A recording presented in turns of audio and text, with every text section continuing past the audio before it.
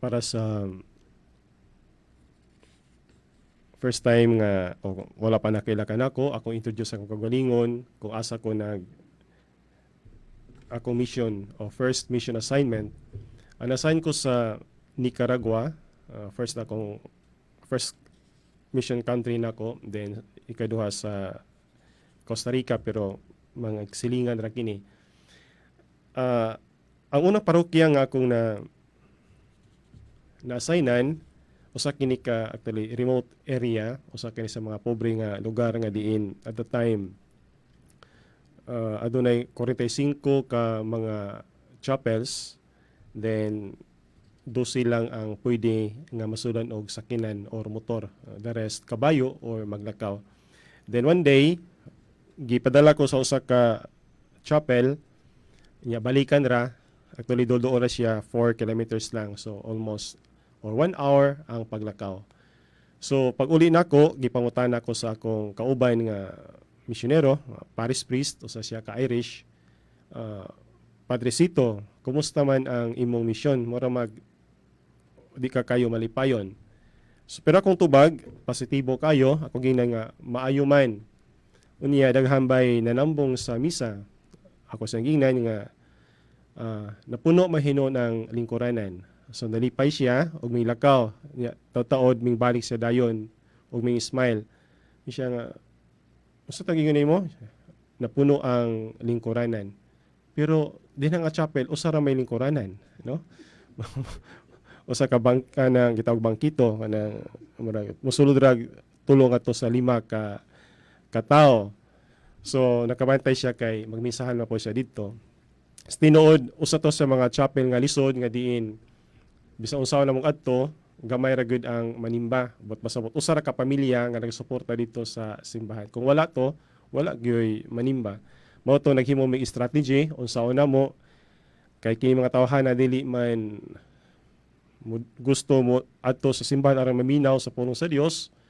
So kami na ang uban sa mga lay missionaries, mga preachers, amo silang gi house to house o gihatod namo ang pulong sa Dios o apil pod ang mga sugyot o mga konsulta ug daghan pang gibuhat namo nga mga buhat pastoral o sa tinud-anay wala lang miabot usa ka tuig gi-extend ang ilang simbahan, no?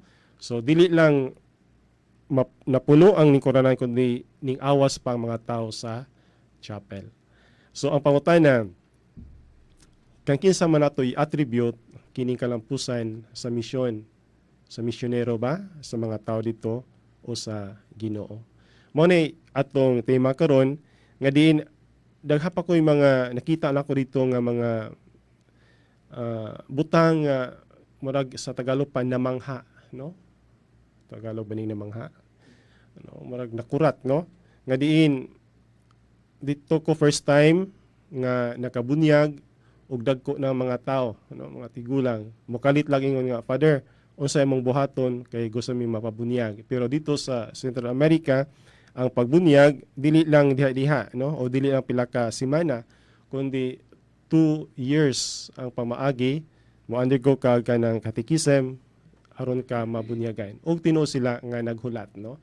Nakurat po ko dito nga sa akong parokya makadaghan na kamisa na ko dito og mga tigulang na 20-25 years na sa ilang kaminyoon. Karon diha nagpamisa 24 o 22nd anniversary, wedding anniversary. Kato sila dugay na nag-ipon og mga pila ka tuig usa pa sila naka-decide nga magpakasal. So daghan pa nga mga experience ako dito sa mission nga diin nakakurat, no, isip usa ka pari nga misyonero. So atong balikan kang kinsa man nato i-attribute kining harvest diha sa mission. Ang tubag ni karon ato makit-an dinha sa unang pagbasa gikan sa buhat sa mga apostoles. Nga diin si San Pablo uban sa iyang mga kauban gikan sa Troas, no? So daghan kini mga lugar nga ilang natuan. So just to put it simply, gikan sa Asia Minor ngadto sa lugar sa Europa. Ano? Og dito nila nakit-an ang usa ka pamilya, grupo sa mga kababaihan nga din sa ilang pagsangyaw, uban dito si Lydia nga namaligya og panapton nga dagtom pula, no? Usa kini ka timaylahan nga dili ni basta-basta nga negosyante, usa kini ka dato. And then samtang nagsulti si Pablo ngadto nining grupuha, adunay gisulti diri si San Lucas, no? Mingon siya nga mahadlokon siya sa Dios, bot masabot ang si Lydia, ug ang Ginoo nag-abli sa iyang kasing-kasing aron pagdawat sa mensahe ni Pablo. So ato nakita nga samtang nagsulti si Pablo, ang Dios nag-abli sa kasing-kasing ni Lydia aron dawaton ang mensahe ni Pablo. Ang mensahe ni Pablo mahitungod kini sa pagkabanhaw ni Jesus ug iya pang mga gibuhat ni Jesus. Ug didto gidawat ang mensahe ni Pablo ug gisulti dinhi karon nga si Lydia uban siyang banay gidawat nila si Jesus ug nagpabunyag niini. So kini si Lydia ug iyang pamilya nahimo na hinuong dili lang mga Kristiyanos kundi mga supporters, followers nila ni Pablo o nahimo silang mga Kristiyano.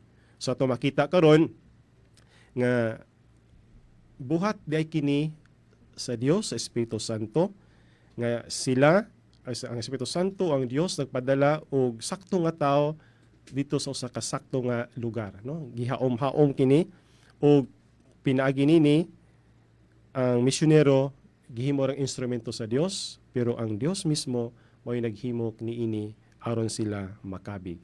Nakahinumdum bitaw ko sa usa ka kanunay na mo ni madunggan sa formation na mo sa seminaryo nga adunay usa ka seminarista nga mingon sa prefect of discipline. Father, nakabantay mi ba nga ang imong homily pila na ron ka bulan wala may usob-usob. Unya mingtubag ang pari ug mingon siya nga wala pa na ko usba kay wala pa man usab ka mo na usab. Ano? Nga pot pasabot ini bisa pang usa ka sikat o maayo, eloquent nga speaker kung dili kini inubanan sa inspirasyon sa Espiritu Santo ang speaker mura raw kinig saba nga bagtinganan, no?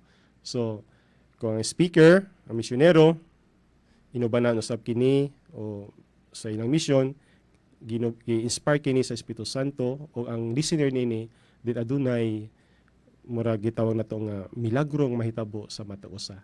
So inatunta nga panahon karon sa pandemic nga diin dahan na nag-share nako nga usahay ingon sila no nga karon hino Father nga wa di mi kagawas kaupat hinon mi makasimpa sa matag adlaw, no?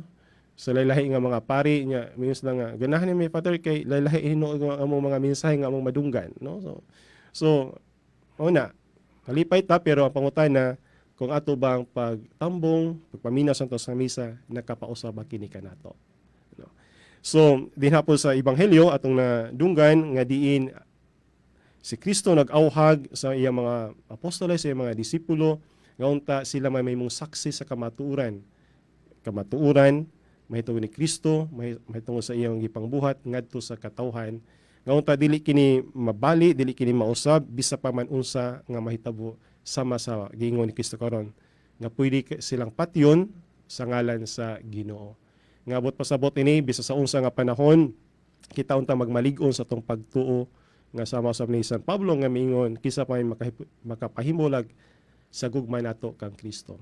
Kamatayon, persecution, krisis, COVID, hinatunta nga dili kini makapabulag. Posible usab kini nga ang tanan nga nahitabo sa tong kinabuhi gidala o gialaw kini sa Dios aron sa pagtest sa tong pagtuo o aron mamahimo sab kita nga saksi sa kamatuoran ni Kristo nga bisan unsa mahitabo kita gihapon mutuo ug mosimba diha sa atong Ginoo nga si Hesus Kristo.